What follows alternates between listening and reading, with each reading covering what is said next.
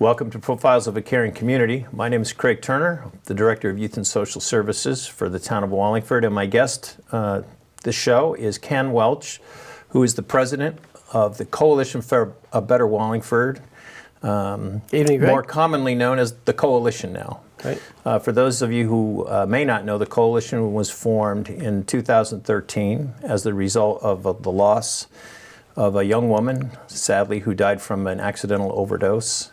And they have been working on the issue of overdoses and accidental deaths since that time, and they've expanded their programs, and we're going to talk a little bit about what they've done, what they're doing now, and the direction that they're going to be heading in the future. So, Ken, thank you so much for being here. I'm glad to be here. So for the folks that may not be aware of the history or how you came to be, can you give a synopsis of that? Sure. It was a trying time in 2012 following Taylor's passing, my stepdaughter. We were sitting around the living room table with our family, and all the kids started talking about the list of kids they knew that had died. And the list went on and on and on. So we started taking some notes, and Jen got pretty upset over that. Shortly thereafter, we approached the town council and said, you know, what's going on? We have this list of kids, and they basically said, I don't know why you're here talking to us about it. We don't have a problem in this town. The police have been there, and there's no drugs in the schools, there's no drugs in the streets. So we spent some time talking to various town officials, talking to the state, getting a list of kids that had passed. Found out that in the 3 years prior to that meeting, that 53 overdose deaths had occurred, and 46 of them were under 26 years old. So I should point out that at this point, at least from the perspective of community coalitions and responses, this was really one of the first grassroots initiatives that citizens of a town had kind of taken in the state to look at this more closely. To our knowledge, it was, because we couldn't find anybody who had the information. We actually had to go to the coroner's office. And that's what started it. When the numbers became real and we had documentation, people started listening. In retrospect, those were tough, tough times. And I think if we didn't have the established interaction in the community that we had, Jen and I, we probably would have given up and moved on. But you know, we had a lot of friends, a lot of acquaintances. Not all were happy that we were talking about it. Right. But they all listened, and they were supportive. I think I shared a conversation with you that I was in a donut shop one day, and when I started talking, people were obviously offended by the conversation. And within 3 months, they were participating in the conversation. So when we saw that grassroots support start to develop, that allowed us or enabled us to spend more time and energy. Yeah. And it really happened pretty quickly, given the sensitive nature and the stigma associated with the topic of, you know, heroin and opioids and the whole bit. And that was really the beginning of the kind of the awareness, at least within the community, and I think even in a larger scale, the prescription drug overdose issue, which is, you know, I think it coincided with it, but I don't think people were really paying attention to it. No, you know, we had some key people that were, I think, very important to that support. The town people on the town council, namely, the leaders in the community, the people that looked up to them, they did accept it and said, you know, you're right, we need to do something about this. Tell us what we can do. Right. Your office has been generous in its time and support. Dr. Menzo has been through this.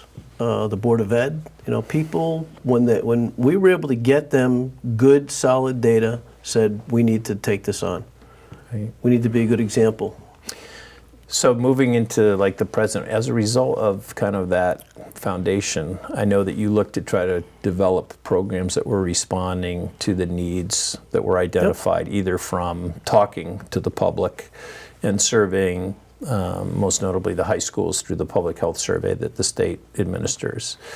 And I know you've put things in place. Do you want to talk a little bit about the things that you think have made a difference? Our cornerstone project, and now I think part of the fabric of this community, is our parents' help and support group. Meets every Monday night. It's facilitated by a licensed clinician, and it's parents of active addicts or family members, friends and family. But it's for adults, and it teaches them that there are people at various stages of those relationships, and there's a right and wrong way to go about it. It's not the same journey for everybody, but there are certain elements and certain key times when they need to know what to do. Right. And that can only be accomplished with peer support. That's the unique part about it. And to my knowledge, we were that was groundbreaking. The fact that we were going to rely on peers and their interactions. When we looked around the country, there was a program up in Massachusetts that was similar, but it didn't have the clinician piece. That's been key because it keeps people on task. It provides boundaries and support where the support is needed, but it doesn't get hysterical. Because people, when they come to this group, are lost. They're often broke or are draining their savings and their assets, trying to support a loved one, and they're out of answers and they can't get answers. Now, thankfully, the industry is changing a little bit. I think the therapies that are out there are more in tune with the needs that a family has, but they're not readily available. They're still hard to find. They are hard to find. They're rare. Yeah. But the industry is getting it. We see some good changes happening. So if you can find one of those programs, that's good. But we are still a very active hope and support group. And when and where does that group meet? That meets every Monday at the Yalesville Methodist Church at 7 o'clock. Right. And it's free, and it's very anonymous. We've had a lot of people that have contacted us, wanted to come visit to see what that looks like, and we're very protective of those people and that interaction. So it's only for people that are there to get help. So I know one of the other major themes is programming that you've done to try to keep intact families intact before there are problems. Can you talk a little bit about those programs? Well, they've varied. Some of them have been very short term. I won't get too much into those. One of the things that we find is very supportive is getting young families together. And we do that the second Tuesday of every month at our open mic night, which is a chance for young families to come in with their kids and sing and dance and tell poetry. And that's become very popular. We were doing that 4 times a month. We were doing it weekly. We stopped doing it weekly because we were accomplishing just as much by doing that once a month. And then we support other young family youth activities. The Boys and Girls Club, we provide pizza and soda for the Boys and Girls Club once a month.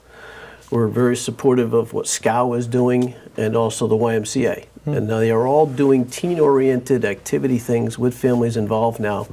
And that wasn't happening before.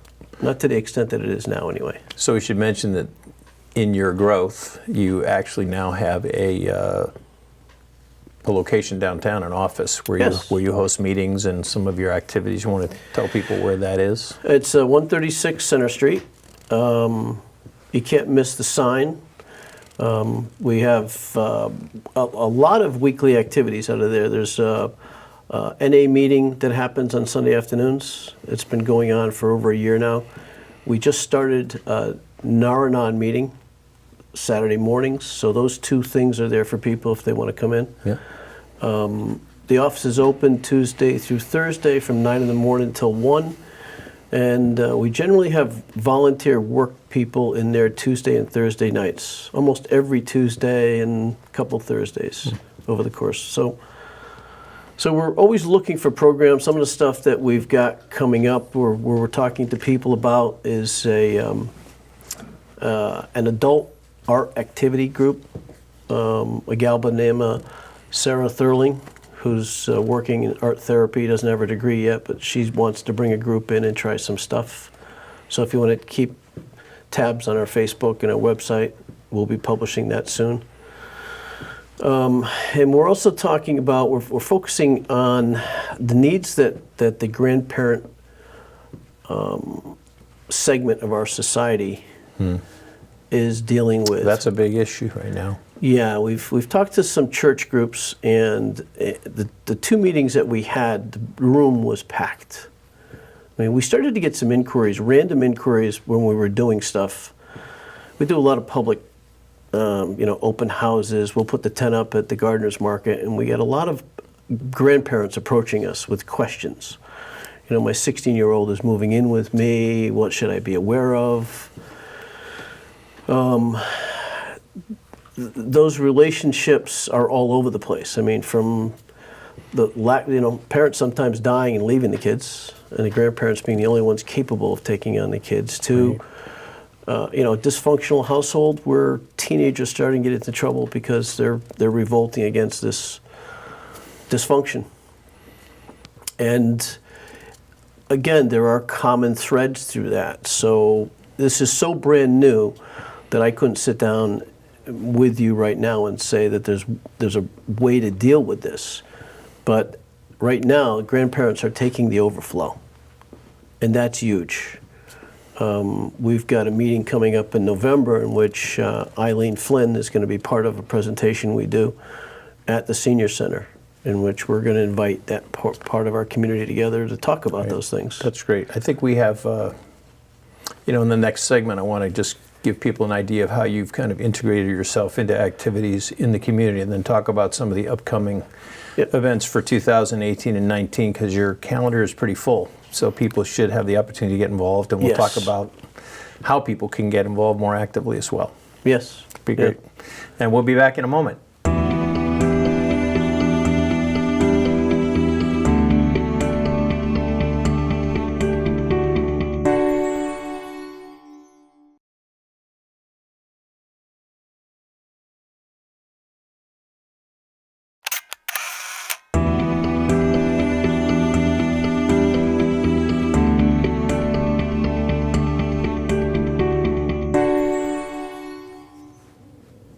Welcome back to Profiles of a Caring Community. My guest, again, is Ken Welch, the president of the Coalition for a Better Wallingford. And Ken, we're here now to talk a little bit about the upcoming activities that you have involved and some new initiatives as well. You've described some of them, but I know there are a lot more things going on. So October's just around the corner. Can you give us an idea of what you have planned for the month? Yeah, well, October is our big month. Red Ribbon Week is October 23rd to the 31st, and we always have a week full of community events, speakers. So what is Red Ribbon Week exactly? Well, it's become the national acknowledgement of this big bag of mixed drug abuse, substance abuse, mental health. It used to be an acknowledgement. It was started to recognize a DEA officer that was kidnapped and killed by the cartel. But it's become so much more than that. So we use it as an opportunity to bring awareness to substance abuse and the mental health issues associated with it. We also bring in speakers. We like to involve the community so that last year we have two signature events that week, opening ceremony and then the Walk of Hope. So you go from involving all the community people in various ways, some poetry reading, some choral groups, some speakers, to the end where we're acknowledging the people that are gone and laying tribute to them. We have a Walk of Hope with luminaries all the way down Center Street. And the mayor and the police chief, and the health department, your office comes, so it's a big deal. And the community is generally always invited to any of those activities, and even sought out to participate if they have an interest in that. Yep. In the last 6 years, we have the base of our programming has grown. It used to be that we would identify a need, we'd try to find an organization in town where it kind of fit into their bailiwick, but more and more we're finding that these are things that we need to implement. Before I get into a little bit of that, I do want to mention Celebrate. because that partnership, and I think one of the signature things that we have brought to the community is the partnerships that we've formed. We've tore down some walls, and at Celebrate, we are presenting to the town with Youth and Social Services, the Park and Rec Department, SCOW, the Boys and Girls Club. There'll be family activities, there'll be information. We've got a passport raffle this year in which we're asking people to go visit 12 other nonprofit groups, find out what they're doing, and come back and we enter them in a raffle. So to expand that interaction where we're all working on problems together, that effort's being exemplified at Celebrate. So that's the nature of a coalition, not just individuals, but organizations as well. Yeah. Towards that end, I can say that because of the expansion and the things that we're involved with, we have always an ongoing need for volunteers. So if anybody at all is interested in getting involved in the coalition at any level, on our board, running some programs, just making buttons, or helping with some of the things that we do, the Champions for Youth, or bringing tribute to past loved ones. We try to take on as much. We always take on more than we should. Right. Well, I think one of the things that has resulted in, if you will, is, and I think it's one of the greatest outcomes of the coalition and the work it's done, not just bringing people together, but the conversations that are taking place now. In 2012, 13, 14, 15, the stigma of even the mention of the word heroin or overdose or death just prohibited people from having any comfortableness at all in having an open conversation or seeking help. I think the greatest asset that you've brought to the community is creating those dialogues in a way that now people are talking about them meaningfully with some passion and with some personal stories, whereas before, that was just a very scary thing to do. Yeah. And that's helped to bring about quite a lot of change from the willingness of, departments that are working with you, whether it's the town council, police department, our department, organizations in town that recognize that their populations are struggling with those issues. And now that it's in the open, as it were, people are willing to look to partner in those programs where before, if you even mentioned them, there was a reluctance to even acknowledge that there was a need. So with that, there's a greater need for people to step up for volunteerism and all your activities. I mean, I don't think people realize the scope, and I know we don't have the time to get into everything that you do. If people are interested in participating in either your time in your booth at Celebrate Wallingford or the Red Ribbon activities at the end of the month in October, how would they contact you, and do you have dates that you want people to set aside to work on certain things, or should they just make a call? What's the best thing they can do? I'd say make a call. Make a call. There's something anybody can do. We've always said since day one, this is everybody's problem, and until everybody owns their piece of it, whether it's just checking in on somebody that may need a friend, or whether it's somebody who has the dire need of an active addict, it varies for everybody. Whether you're in business, whether you're in social services, or whether you're in a leadership role. So what is the number they should try to reach out to get a hold of you or the coalition? Actually, the easiest way would be to go to the website or Facebook. Okay. Or stop by the office, which is open Tuesday, Wednesday, and Thursday from 9 to 1. We have that manned. And what's your website address? It's cbwlfd.org. Okay. There's a lot of good information on there, too. Yeah. One of the things I'd like to bring up here is our grief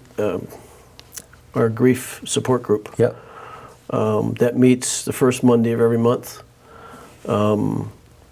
Unfortunately, it's been a huge success, and it's busting out of its seams. I just got a call from the facilitator saying that they're going to have to move to a bigger place or open up a second session. And I've mentioned that to you, and we're trying to work out how that would best work out. There's an intimacy in that group, as you can imagine, that we don't want to lose. And it's changing. You know, the face of this problem from the time we got started back in 2012 to now has taken a dramatic turn. Talk a little bit about that so we have a sense of what it looks like today. Yeah, it's pretty frustrating because in the last 3 years, there was a transition period between 2012 and 2015, which was kind of a mixed bag of overdose deaths. It was all over the place, no real theme. But since 2015, there's a definite theme. We've lost almost 50 citizens in this town in 3 years, and they have been exclusively white males over the age of 45. And we're a little frustrated because we don't know how to get to them. Most of them are 100% functional. You'd never know they had a problem. But there is a societal burden on that portion of our society, especially in our town where we're blue collar. And you can talk about all of those forces, but you know, there's a big burden on white males that are kind of stuck in their jobs. Maybe they aren't able to, you know, they see the young kids who are changing their jobs every 2 to 3 years and moving up the ladder, and here's these guys just grinding it out. Can't really afford to be the sole breadwinner anymore, so there's a little bit of competition there within the household, and they feel stuck. And I think that you know, the oxys, the prescription drug combination, you know, we're seeing a lot of combination drug deaths there. And again, it's very, very frustrating. If somebody's got some ideas or they know somebody that's in that group, reach out. Well, I do know that demographic that you've described is consistent across the state. Yeah. That's a major part of the population now. It's kind of invisible till it's after the fact. Right. I think there's still that element of secrecy or intimacy with that dynamic. It's the more provocative stories, which are, you know, teenagers and 20-somethings that are dying in some ways more publicly with more awareness because their parents are coming out and talking about it, and they have people that are looking to have kids saved, as it were. That mindset is not as active when you're talking about adults. Yeah. More and more people are talking openly about this gruesome aspect of what we deal with. Right. And a heroin death, we talked about this early on, is really a non-event. People go to sleep and they don't wake up. Right. If there's nobody there to wake them up. Right. Their heart stops, they stop breathing, and it's over. This mimics that. So you get a guy who's a little depressed or overworked, tired, self-medicating, mixing medications. Yep. He goes to sleep and he just doesn't wake up. Yeah, and I think it leaves a hole in those families. And I think in some ways it may be reflected in the growth of the grief group. Yeah. Because that's specifically for individuals who have lost someone close. Yeah. You know, it's fascinating to think that 5 years ago, 6 years ago, the notion of take-back days and dropping off drugs at police departments and Narcan trainings and having Narcan available, you know, for first responders and police was extremely controversial, and it was the exception to the rule in many communities. And now it's commonplace, and getting into doctors' offices with this and the entire prescription monitoring program and the work that Consumer Protection has been doing to try to control and monitor effectively the distribution of drugs. That wasn't even on, none of that existed. No, we were doing outreach to doctors' offices when we first started. We're still doing it. The message has changed a little bit. Yeah, and you've been involved with some of the public policy initiatives. I know at Hartford you guys have helped to either craft language or support the types of initiatives that need to be pursued. As you know, we're up there every January, February. Yeah. There's still more that needs to be done. Some of it, sadly, we shouldn't be talking about. We shouldn't be monitoring doctors and their performance. Right.